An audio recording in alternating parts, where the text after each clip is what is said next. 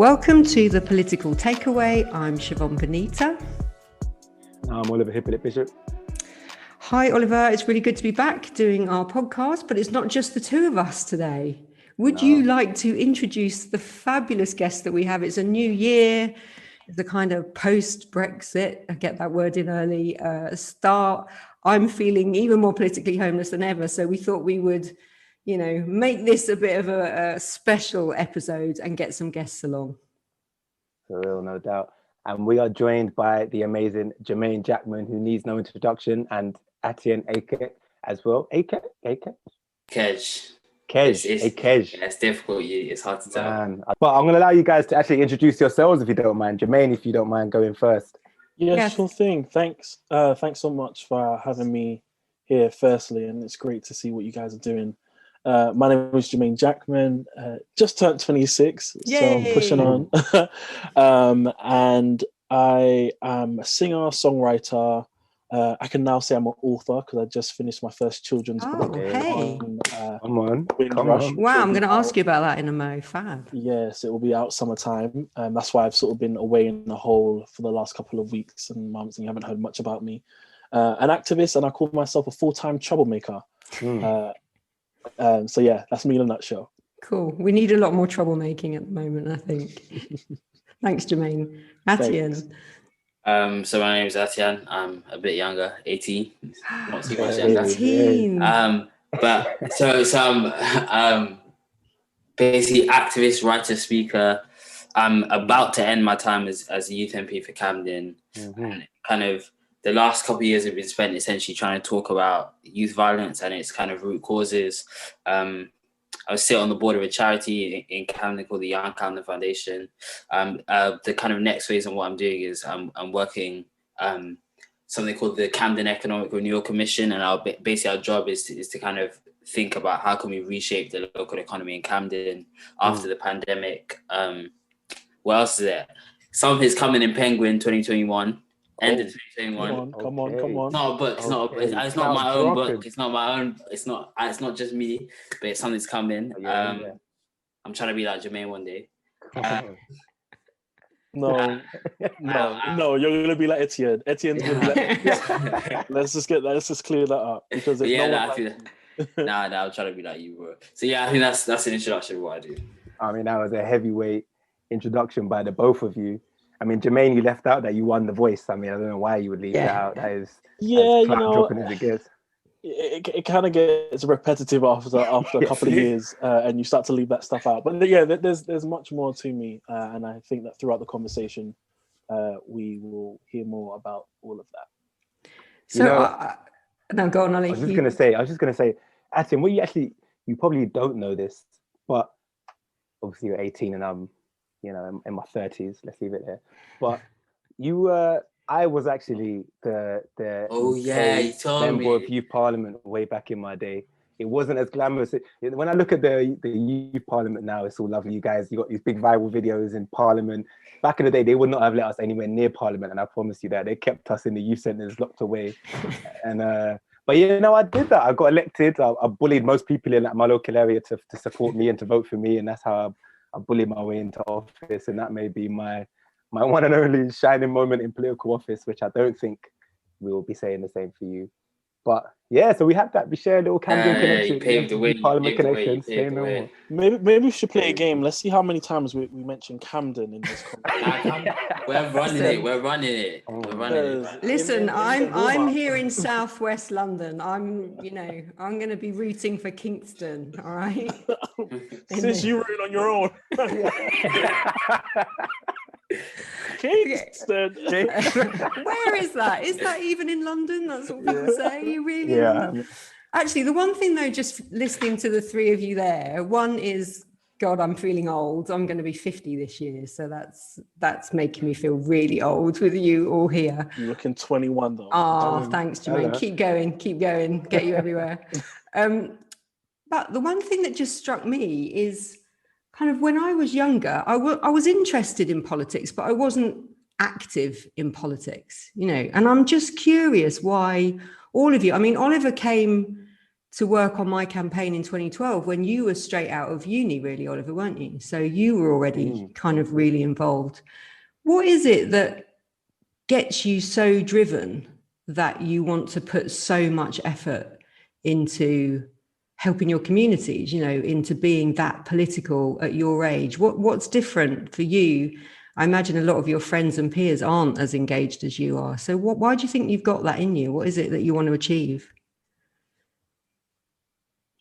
Shall I go first? Yeah, go on, Jermain.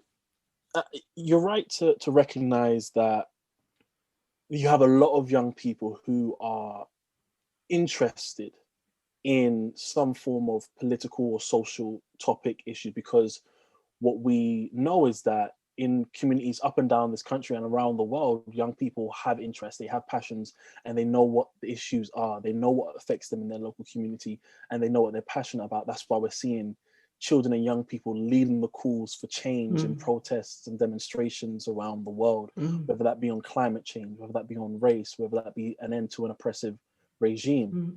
And it's so inspiring to see young people leading those calls. And we're starting, I think, in my time anyway, from maybe 2010, I started to see the politicization of children and young people. I remember my first ever demonstration, my strike, was against tuition fees, EMA, all of that in 2010. And I led a strike in my school. Got in a lot of trouble. There was the troublemaker. Yeah, that's the troublemaker. But I saw it, who I am, my background, where I'm from, being a young black man. My mum's a nurse. My dad's a bus driver. Oh God, I sound like Sadiq Khan. No shade. But everything about me is political. It has to be political. I'm intrinsically political. The way I think, the way I live, it's all political. And if I'm trying to ensure that every single person reaches their full potential, I grew up in a community where I'm seeing people getting stabbed, where I've lost friends, where I'm seeing people getting beaten up.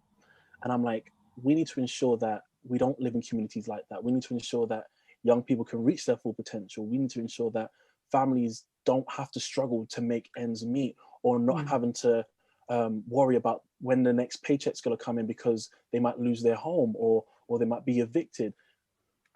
That's why I'm political. That's why I'm interested in politics. And that's why I'm driven to ensure that people can actually live their lives and live full lives. That's what drove me into politics. And surely that's what politics should be about, isn't it? It's making people's lives better. Is that the same for you, Athian? Is that? Yeah, I think the kind of what we'll see in the coming years is the construction of a new kind of narrative about who really holds power in society.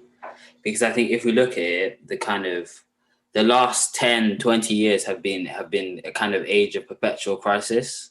So we think about 2008 financial crisis. We think about the looming and climate crisis, which is already hitting us now. We look at the kind of how social media has brought increased transparency towards racial injustice unfolding both in Britain and across the world. There's a point where an entire generation of people can't avoid politics, and that it's not some kind of extravagance or business for people over there or in higher parts of our society. It's the kind of the means by which the everyday conditions of people all across this country are decided. And I think what we can see from the energy that we have currently is that there's a kind of widespread desire to really change things. This isn't the kind of Blairite incrementalism of that age. This is about fundamental transformation, I think, and I think the real challenge for people who want to see progression in politics is how do we bring people together? Because I think the Conservatives know that kind of there's an overwhelming desire in this country, particularly for kind of economic transformation. But what they use is wedge issues like immigration, policing, to essentially divide communities who on the overwhelming majority of things have a shared interest. So I think the challenge is how do we bring people together around a feeling and a reality of injustice, but recognizing that the injustice in Camden isn't necessarily the same injustice that's happening in some of the left behind coastal towns, but how can we bring people together to fight together forward in unison? 18, Bloody hell. I know. And when are you running for Parliament, Athian? So I know and what borough, because I'm trying to move to that borough. I need What's your space? Sounds all right. No, but just on that, so you speak about there being 2 decades of political turmoil, economic turmoil, social turmoil. But I imagine those in the 60s would have argued the same. The first time you would have seen in America, for example, so much civil unrest, civil rights, Vietnam War, the first time people organized and went out and protested against their government in such a way. And then I guess in the 80s, here we would have seen something similar, because young people and working class communities would have also risen up against what they perceived as economic hardships and undue hardships from their own government. On either side. So my question, I guess, then is, what is it that's different? And I think that's what we need to boil down to. What is it that's different about this young generation, in which you two both fall under, that is different to those, if there is anything? I mean, is it spurred on by social media, and is it the fact that people can see what's happening in the world around them and they are compelled to act on it in a different way, or the ease to share those messages, or is it something inherently different to young people? I think it's being the young people of the time. Like, if you think about who led some of the demonstrations during the civil rights movement in the 50s and 60s, it was somewhat of the younger generation of that time. And the same thing with the 80s here, it was the young people of that time, and they had their ways of communicating. And we have our ways of communicating through social media, which is even more instant than it was 30, 40 years ago. And I think what we're seeing is the same causes of the resistance. We're seeing the same structures and the same systems work in the same ways as they did in the 20th century and somewhat in the 19th century. And I think the young people in this century and this time are saying, no more, it can't work. And that's why the government are now making massive sways saying no critical race theories in school, anti-capitalism, no anti-capitalism in school. It shouldn't be taught, because they're now scared that these systems and structures that have been embedded in our society for such a long time are now being threatened like never before. And that's because of social media. That's because young people are waking up from sun. And that's why they've got terms like woke and the left and Marxists. They want to box things up, label it, and place it in the pile of undesirables, because that's an easier way to control the debate and control the conversation. But young people are saying, no, enough is enough and no more. And I love it. I am here. I am so here for it. And what we need to do is we need to create more spaces like this for discussions. The government hates things like Clubhouse. The government hates things like Twitter, because it's more spaces for young people to debate. It's more spaces for young people to share ideas and share resources and to connect. Athian was just talking about the goal now is, how do we bring everyone together? How do we combine all of our efforts? And how do we realize who is the common enemy in all of this? What's creating the inequalities? What's creating these struggles? Because out of this bubble, all of these elements of resistance is being created. So what is the root cause from it? And the governments will do all they can to prevent us from realizing what that cause is. I'm not going to say what the cause is, but you guys should. But I agree with all of that. Here's my challenge then. And I mean, you know, we've only got limited time today, but we can come back to this. But I've been so frustrated. Oliver knows I've been so frustrated with our political systems for so long. You know, when I first went into politics, I ran as an independent because I just couldn't see in the mayoral race, for example, how either political party were representing London-wide. And I think there are posts that shouldn't be party political because they're representing a place, you know. Why aren't young people more prepared to throw out the conventions? Why is it that the two of you, for example, have chosen to go down quite a traditional route for your political activism? So to go into a Labour Party, to accept all of the the craziness that comes with being in a political party, you know, the just everything from grassroots up to the activists to all the hierarchies, you know, all the mess, all the internal battles and everything. Why isn't there a bigger movement for more radical change? Whatever that is, whether, I guess I'm angry that the biggest influence on our politics in the last decade has been UKIP, you know, because it forced, I think, the right to change their policies on things. Why don't we have that on the centre left? Why don't we have an equivalent of that? Why is everybody saying we've got to do it this way? And I think you're absolutely right. I think, Athian, you said we can't come, you know, we're not coming together. That's our biggest challenge. There's no coordination. I've been reaching out to loads of groups, trying to find groups that want to represent, you know, rejoin, want to represent reforming our electoral system, want to represent a focus on well-being, the planet, but none of those groups are talking to each other. How do we change that? And why I'm curious why you're both, I'm not saying it's wrong, I'm just curious why you've both chosen to go down a traditional route. I think kind of from my perspective is that if we look at the kind of scale of the challenge that we're faced with, we have to be very serious about power, I think. I think previous generations of progressives have had the right values, have had the right solutions to the challenges they faced, but have sometimes been excessively unwilling to work within the major systems of power that we have in our country and across the world. And I think while no political party can ever be perfect, it's undeniable that we need some of these structures and some of the support and the platform that comes with major political parties. But I think in terms of that broader question about what is coming next for our generation around our involvement in party politics, I think we have to kind of take a bit of a dual approach where we don't completely invest into electoral politics, but we don't totally disengage. I think it's about how do we build a kind of area of dialogue and the ability for people to enter formal politics, but also be able to organize in the street and work out how can we build a collective movement that has political representation, but also has a kind of protest and campaigning and community organization element to it. Because I think part of the fundamental problem with politics is that people don't really trust politicians. And I think part of it is that if you turn up to a community once every 4 years and say, can we have your votes? And then you disappear for the rest of the time, you can see how people, even if you have the right policy, the right manifesto, all the right things, and you're saying it the right way, people aren't going to trust you to actually deliver.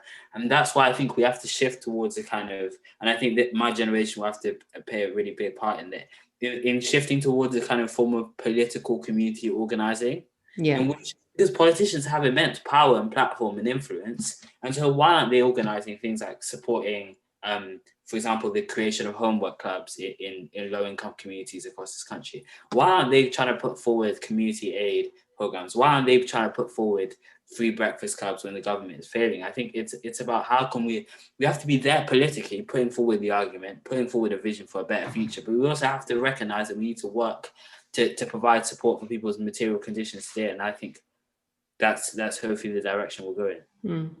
Like listening to a young Bernie Grant. So I see Jermain's giving the clicking thing, because you can't see this to the audience, but I was laughing, Jermain. So if we're talking about, then we've got parliamentary politics and the ability for politics in and of itself to deliver, whether it can or can't.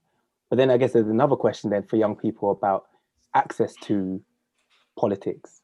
And do you guys believe that there's sufficient avenues for people to get engaged in politics if they are willing? I mean, you two are both obviously incredibly gifted, and you know, parties like the Labour Party will be crazy to close their doors to you because you offer them so much more that they're unable to achieve, right? But there's something more than that, because we are representatives of communities, both ethnic and socioeconomic communities, that require access in politics in order for there to be change. So the issue isn't just about politics as a system and a group of conventions, but also the ability to have the right people in the right places doing the right stuff. And maybe that's been some of our challenge. I don't know how you guys feel about access for young people, and if maybe young people are so active now outside of politics, maybe because of the fact that they don't see the avenue to get into it, and how we should be changing that. that's just out there for any of you guys to pick up. I think, I mean, just I can add on that before Jermain and Athian maybe give their thoughts on that. You know, I was running, the only way I could get into politics is because I could walk away from a well-paid job knowing that my husband was also getting well paid and that we could somehow absorb that. And in this one, you know, when I've given up the mayoral campaign now, I couldn't do that for another year unpaid. So I don't know how we expect people to get into politics in a serious, you know, running as a candidate unless there is another way of supporting people. And I know there are various schemes that are now starting up. I've been approached on the gender equality side, for example, but I still think it's really, really difficult for people from a diverse range of backgrounds, as you say, Oliver, to get into politics. And that skews who we have in Parliament, totally. Yeah, I've spoken to a lot of young people, and they've shared how, at times, how powerless they sometimes feel to try and bring about change. And it's great that we're having a conversation that change can be brought about in many different ways, not just by politicians voting yay or nay in a parliamentary setting. But in order to really, if we really wanted to give access to young people, we could do it. We could lower the voting age to 16, like in Scotland.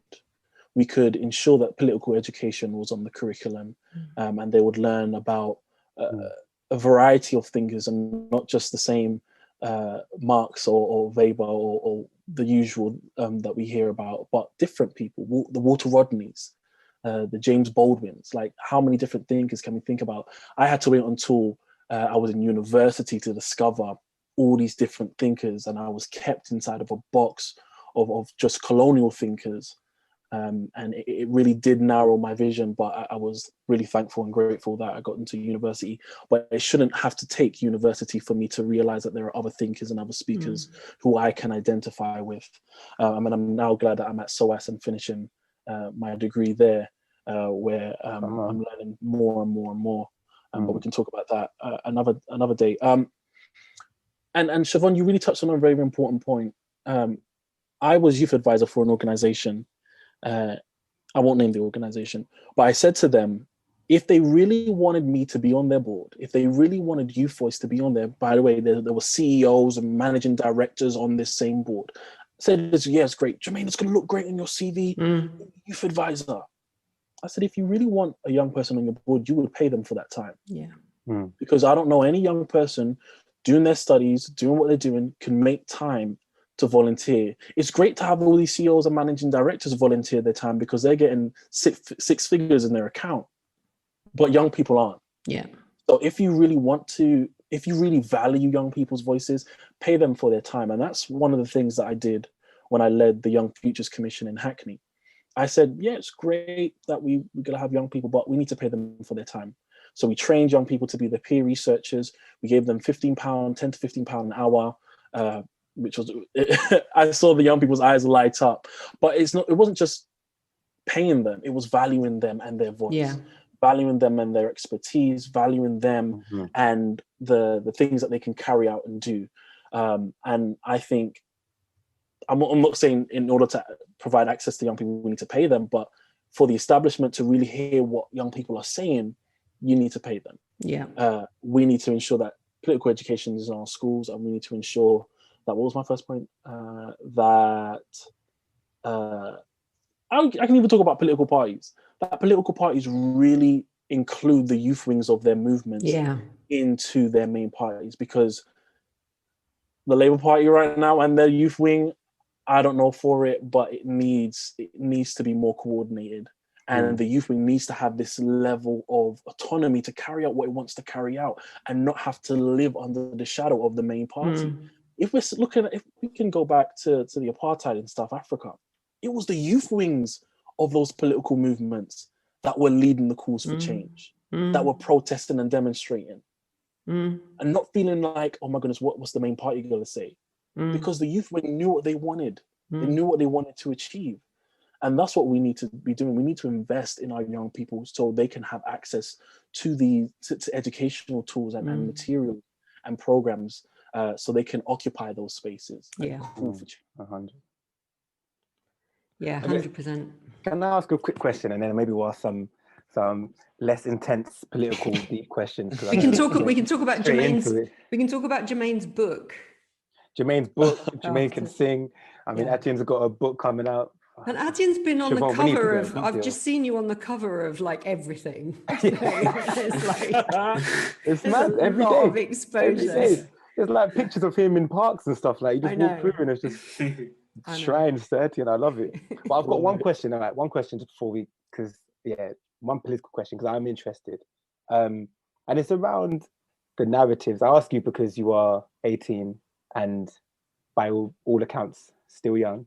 So I guess, do you feel like the narratives around young people are slightly misguided, or the way in which we, not just the way we speak about young people as we say that they're all involved in crime, etc., but even the language that we use? So we talk about youth violence, for example, which I think is always an unhelpful terminology, given that young people wouldn't regard that as the language they'd use themselves when they're talking about what's happening in their environment. And of course, the outcomes of a situation don't often reflect how we got in that place in the first place. So I'm just wondering what your thoughts are on that. Yeah, I think particularly around issues of youth violence, language is a very important thing, and I think it decides the way that people think and mentally structure a lot of these issues. The kind of common denominator in issues of violence isn't youthfulness.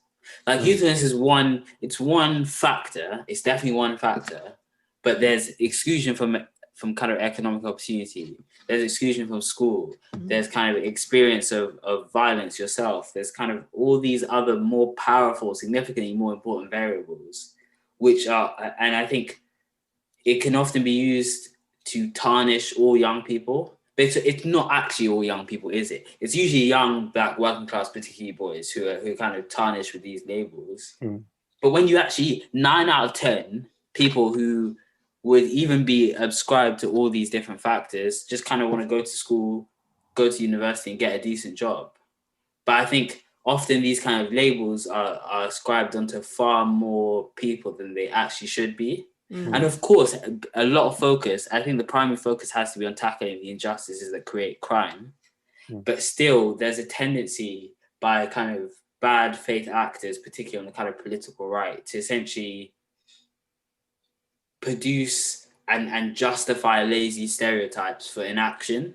And it's about power. It's fundamentally about power and shifting the blame. Because if you frame it in a kind of political way, there's responsibility on the people who implemented austerity, who've cut schools, who've kind of created these injustices. But when you flip this language and manage to blame people, you absolve yourself of power and blame the marginalized people in society. So I think hopefully that's answered your question.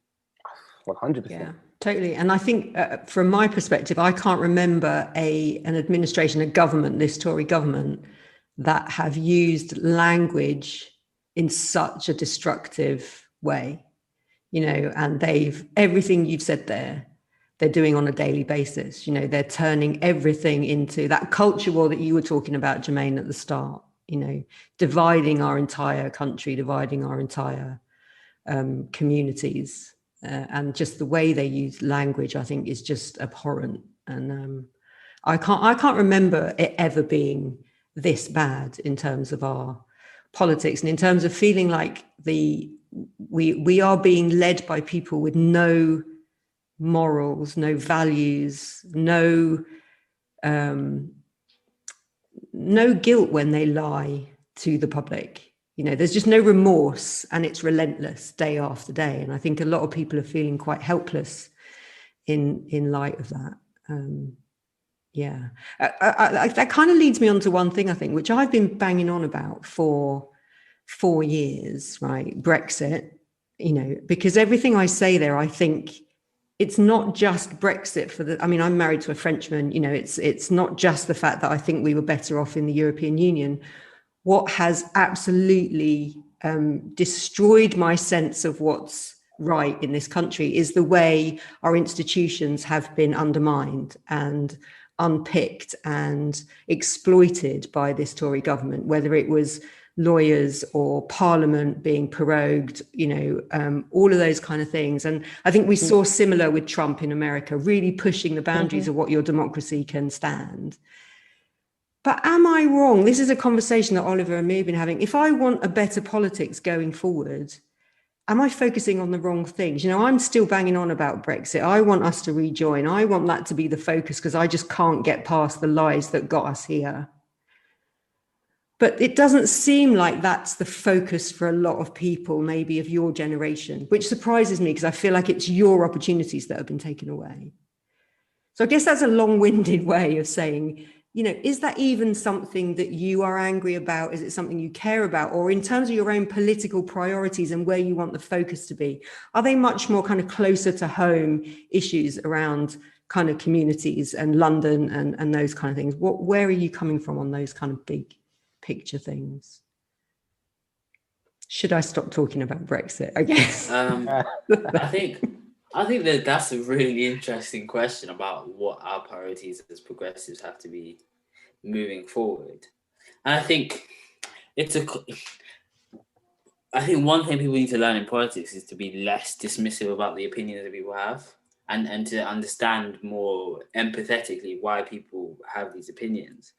But I think in terms of what our priorities are, I'm not sure, because there's that notion of political capital is really important. About you only have so much to convince and so much time to organize around certain issues. And would I say that rejoining the EU is one of them? I think I'm persuadable either way, but in terms of the priorities over the next couple of years have to be around rebuilding after the coronavirus pandemic with a kind of renewed sense of justice, trying to tackle that long-term economic, social, environmental injustice that's happening in this country, but also reaching to a new kind of internationalism on the left and across the kind of progressive in this country. Because there are many good things about the EU. I agree with most of what the EU kind of stands for: international cooperation, freedom of movement. All these things are very valid, but it's hard to ignore some of the messier parts of the EU.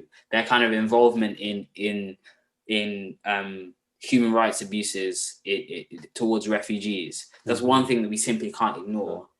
And if we want young people in some of the more diverse parts of this country to subscribe to these projects around, for example, rejoining the EU, we have to make it clear that we're not just going to go back to what the EU was, right, and that the EU has to shift away from this kind of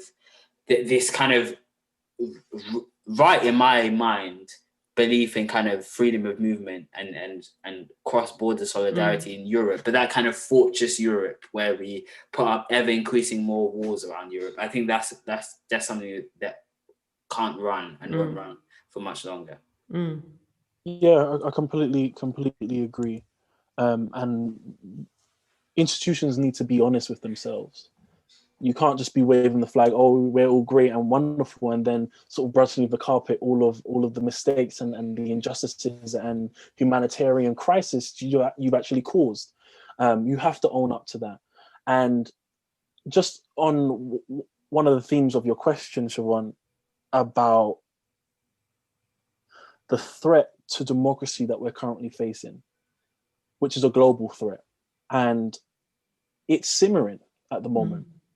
What we saw on the 6th of January in the US, on the Capitol, was nothing new. The world saw that, has seen that before. Boris Johnson tried it when he prorogued Parliament. Yeah. We're seeing individuals like this, and there are other world leaders doing similar things in their countries across South Asia, East Asia. And what we're seeing is people are starting to test the lines and the limits of democracy, because there are actual people out there who do not believe in democracy. There are people, I remember, I will never forget, I finished a show, and it was the owner of this, the man owned some restaurants and in London, and he has one in Canary Wharf and he's got one in Victoria, and he wanted me to sing and I sang. And we had a big old debate about politics after. Now, these are some of the richest of the rich, and here's me with my socialist flag my Jeremy Corbyn t-shirt. Yeah. And they hated me. So I spent about an hour discussing it. And one of them actually said, I do not believe in democracy. Everyone shouldn't have a say. I don't want anyone just running the country. There are a specific set of people who should run the country. And this was genuinely their view. And I don't want to put it across like it's a minority view, because this view is widespread. We're seeing it through dictatorships. We're seeing it through oppressive regimes. We're seeing it through strong man politics or strong woman politics or strong them politics. And we're seeing it pop up time and time again. And we do need to nip it in the bud. Otherwise, democracy across the world will be threatened. Yeah, it's already threatened, or will crumble down. It will literally crumble. Does the Biden administration give you hope? I don't know. Ish. Hope. I think the one. It's the same machine, a different face, and I like that sound you made. That's exactly how I feel. It's the same machine, a different face. It's almost like President Obama. Everyone's like, "Oh my goodness, President!" By all means, I was so inspired, and I kind of still am inspired by President Obama from time to time. But you have to recognize he was dropping more bombs than ever before. He was deporting people at a rate like never before. So it is the same mechanism, the same machine. It's just a different face, and it's almost like the same whole conversation around a post-COVID world. Are we going to be living in the same structures? COVID has shown us gross inequalities. Everyone in this chat already knew existed, had experienced and been at the receiving end of the inequality. And now we're talking about building back better. Better for who? Yeah. Who's it better for? Yeah. Is it going to be better for me? You're now rolling. I put a thread out on Twitter about this just a minute ago, a couple of hours ago, about this vaccination. I know I'm jumping from thing to thing, but you're expecting ethnic minorities and other marginalized communities to jump at this vaccination and jump at the chance to be vaccinated on a backdrop of inequalities, racism, and historical evidence of testing, using me as a guinea pig. Exactly. And you want me now to come up there with my arms and be shut up? No. We need to deal with the issues. Sorry. What do you think happens in those rooms, bro? Just stick my throwing arm. needles at you. Throwing needles. But we need to deal with the issues that were found in the pre-COVID world. Deal with those issues first. Deal with the machine, the mechanics of it. Deal with the system and the structures before we can move forward and talk about being a better world. And the same thing goes with America. The same thing goes with our political systems. Let's deal with the issues that were there first and foremost. The inequalities, racism, discrimination, disparities. Let's deal with those first. It's incredible because I remember when the pandemic first started, and the line that was being spun so often was that coronavirus doesn't discriminate. If anything is true, coronavirus impacts everyone the same, blah blah blah. Until, of course, very quickly we learned it does exactly what it says in the tin, and it does discriminate. And then more than that, more than understanding what the issues were before coronavirus and how they expounded upon during it, we also learned that the big issues can be tackled. The big things that we were told were never going to be solved, we couldn't do it. It's just written off the political agenda. Once they had to be solved, they were done. We took homeless people off the street overnight. We proved that we can end homelessness like that, right? We proved we can provide job security for people and furlough scheme. People didn't even know what furlough meant before coronavirus. Now everyone runs off furlough as part of their dictionary, right? So we know that things can change when there's impetus and drive and you have the right, when you really need to. So I think that's what I take from this pandemic the most, is that there's no item that's too big for us to address, and we need to start looking at that. And then when we talk about democracy, I guess I always think about, Siobhan and I, we spoke about Obama and Biden and all of this to great length. And I share your views, Jermain, on Obama. I read his book, he's just very much an American president, great as an inspirational figure, but he knew exactly what he was doing. He knew how to use the language of civil rights and and the challenges that African Americans are facing in order to You can themselves tell up to be something. Oliver's spoiling. I'm still reading his book, and Oliver keeps spoiling it for me because I'm The campaigning stuff is good. loving it, and Oliver's going, "No, it's not really like that." That's Hey, like, well, look, Siobhan, you'll find that when he's talking about drone strikes, you get about a paragraph. When Yeah. he's talking about how amazing it was, this agenda and his views on the Iraq War and how he got it right, blah blah blah. It's pages and pages Yeah. and chapters and chapters. The book is 600 pages long. Like this, Nelson Mandela's book is about the same length, and that man talked about his entire life and Yeah. challenging the entire apartheid system in South Africa. I think Obama could whittle down his intro book a little bit more, you know. Obama's like the ultimate spin man. I think that's exactly. He knows how to spin that ultimate message. spin man. this is where genuinely, this is where I think I'm more cynical. I've been in government for ages. I think it's just, I'm kind of going, oh my God, would I rather have Biden than Trump? I'd rather have Biden. But you guys saying, yeah, fine, but that's not good enough. You know, that's just not good enough. And it hides so much that's still wrong. And that's absolutely true. The problem is, it's the kind of the failure of, I think we're shifting towards a perspective where people are increasingly accepting like the kind of the political practices of people like Biden aren't good enough.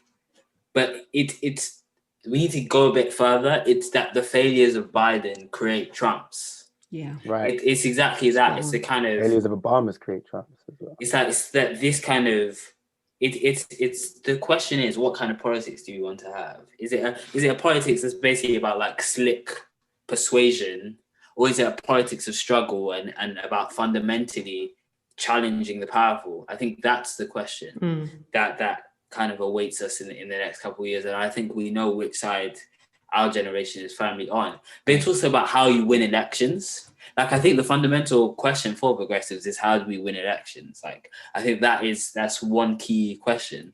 And I think we all need to pay close attention to what happened in Georgia.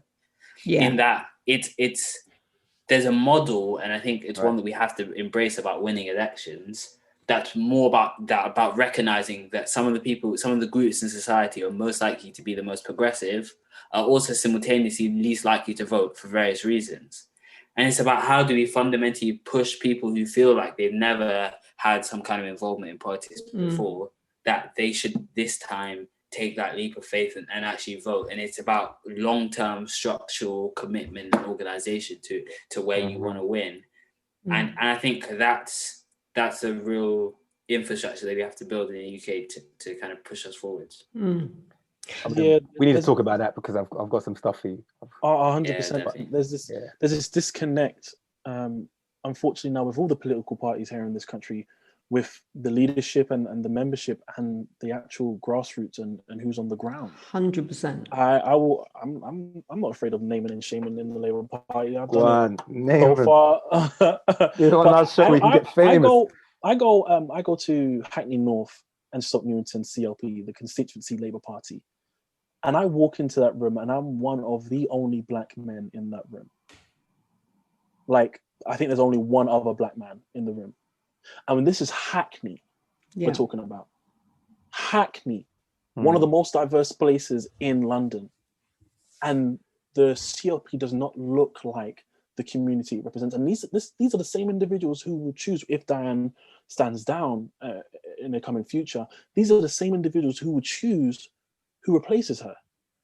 So my argument to the Labour Party has always been, how are we going to connect with people on the ground?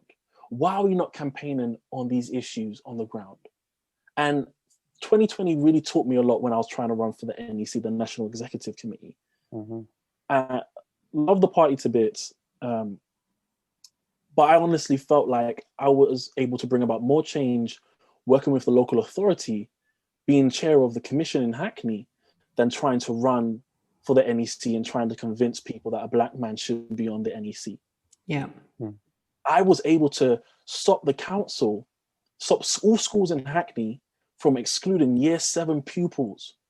I try to push for all pupils, but they've just said year 7. So this is now a policy in all Hackney schools. They're no longer excluding any year 7 pupils, especially during this time of the pandemic. I was able to do that and bring about more change through partnerships with local people on the ground, than working in the party to try and get onto the NEC to try and shape strategy, manifesto policies and commitments and how we move forward. There's a disconnect between political parties and on the ground. And we hear that from young people. Young people aren't here for all that Labour Party stuff. I ain't here for all that politics. I care about the issues. Should try running as a Liberal Democrat candidate, and then you see the disconnect between what you want to achieve. We all told you, Siobhan. I know. Well, listen, I take no shame in doing that. Like, Siobhan, are you gonna share? Are you gonna spill some tea on some of the stuff in the? You know what? I don't regret being in the party, and there are some fantastic people, and I think our politics is better off having a strong third party. I would like 3, 4, 5 parties. I think that's better for our democracy. But the Liberal Democrats suffer massively from a lack of diversity, which is crazy considering that is the heart of their constitution. That is what they are about. They are a party who should be against all forms of discrimination, but it's just not their history. And they're a very middle class, very white party. And as Oliver knows, I had like most parties. And when I was going out running as an independent, there was not that lack of trust in me. There was not that kind of, who is this person? When I introduced myself as a Lib Dem, there's an immediate, don't want you here, or you're the first Lib Dem we've ever had in this community. And that's a problem. You're right, that's a problem. Our politics shouldn't be like that. People should want to engage with politicians, and politicians should be used to being out in communities. And that's a massive issue that we have to overcome. But it's working. It's worked. They don't want to engage with the grassroots. They don't want to engage with the people on the ground. They want to engage with the people who are already engaged because they keep them in power. Yeah, they are the people who vote. Because once you start to engage the disengaged, the disenfranchised, that's when things start to change. And that's what we saw across in Georgia. We started to see a grassroots mobilization. We started to see organizing on the ground like never before, and underground organizing too. People were so sure that, oh no, we'll Georgia will stay red. Georgia will stay red. No, it flipped it. Yeah, flipped it, and it really woke people up. And I really do hope. I know we're not really meant to get into politics, but I do hope that the Labour Party does wake up to that and takes it as a message that we need to be on the ground, organizing with communities, campaigning on the issues that they care about, and not so much the issues that Labour members care about inside the party. Because it's literally tearing the party apart. And I am not here for it. It drove me crazy. I've got my do-rag on because I got some new grey hairs. From join the club. Welcome to the gang. I have just realized how quickly the time has flown. I can't tell you how much I've enjoyed this conversation, how much I've learned from this conversation as well. If it's all right with all of you, I think we should plan to do this again. I know we're all busy, but I just think there's so much more we could explore there. But I do want to leave us on a bit of a lighter kind of positive note. And as Oliver mentioned, I mean, both of you have got such exciting things coming. Do you just want to give us a flavour, each of you, of kind of what's coming up on your horizons maybe this year? But then also maybe leave us with just very quickly, what do you want to see yourself doing in politics in kind of a year's time, 5 years' time? Who would like to kick off with that? Yeah, and Oliver, you're going first. Okay, Tell us about your book, Jermain. Come on, I've set it up for you. I'm just writing notes because my memory is terrible. Okay, so over the last couple of weeks, I've spent time writing a children's book.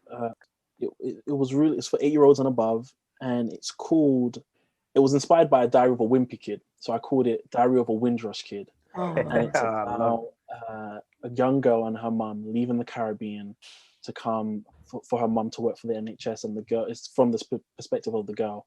And it just talks about her journey in school. She loves swimming.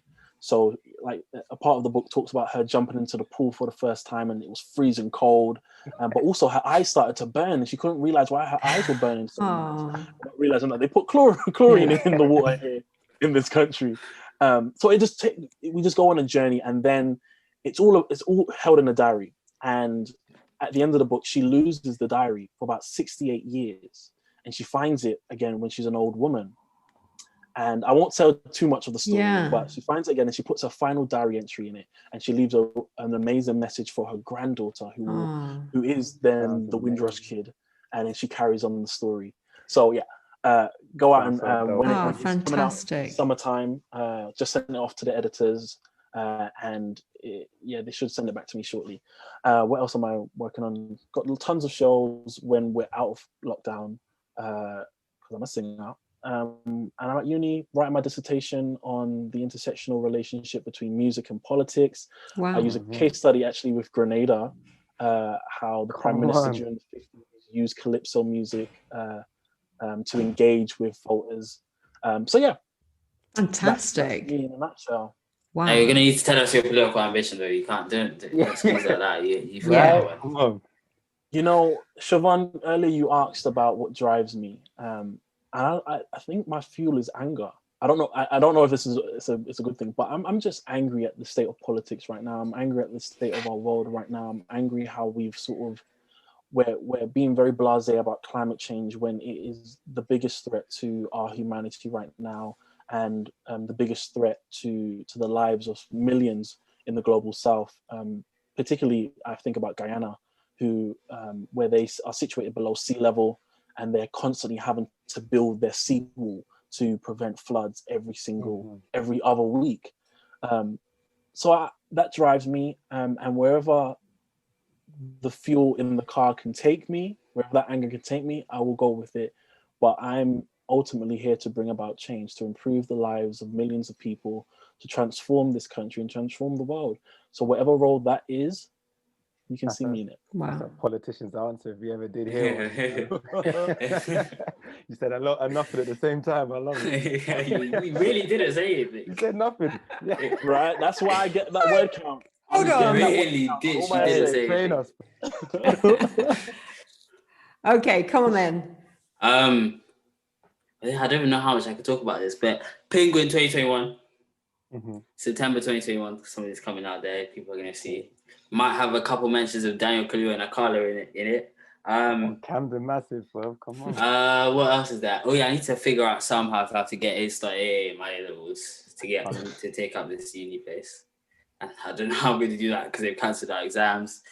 Then there's something I'm just going to learn how to box or something. I'm going to do something non-political. Excellent. Oh man, learn some calisthenics. That's what I'm saying. Yeah. I'll have to show you. On the bar, bro. Yeah. But then, like, politically, what is it? I realized the other day I'm actually going to be 28 in like a decade, so I should maybe start taking things seriously. But hey, end this podcast now, Siobhan. You know what? I'm done. That's just rude. That's just so rude. Yeah, but it's the same as Jermain. I think it's not necessarily about any particular individual.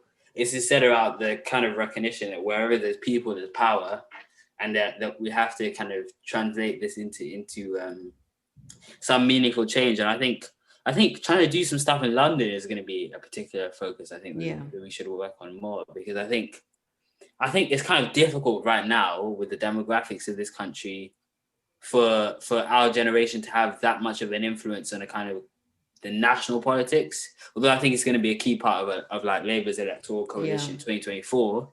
We have to think about how can we translate the massive amounts of young people, whether it's students in universities, young people who just live in London. How can we translate that into political power? I think that's something that I'm going to hopefully work on in the coming years, because I think there's a lot we can do in London that's not currently being done. And I think we have to be the ones who kind of change and push that forward.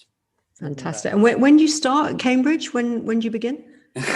That's if I could figure out how to get these grades. I think it's like you will. Hopefully, I think it's like October. Okay. October. Yeah, October. We will all be watching you very closely to see what you do. Hopefully not too closely. Absolutely. It's hard not to. He's everywhere. And can I just say for the record, Camden was mentioned 7 times. That's not too bad. We have to. That's not too bad. You got to shout out. Camden is different to everywhere else in London. Hackney. Do me a favour. Hackney. It's it's the Royal Borough of Kingston upon Thames all the way. Kingston. That is not selling it to us, you know. I don't even think I've ever even been there. You can cut as soon as we're out of lockdown. I'll invite you all over. Thank you so much. It has been an absolute pleasure. It really has. And let's all do this again as soon as we can. Thanks so much. See you all very soon. Cheers. See you all later. Bye, guys.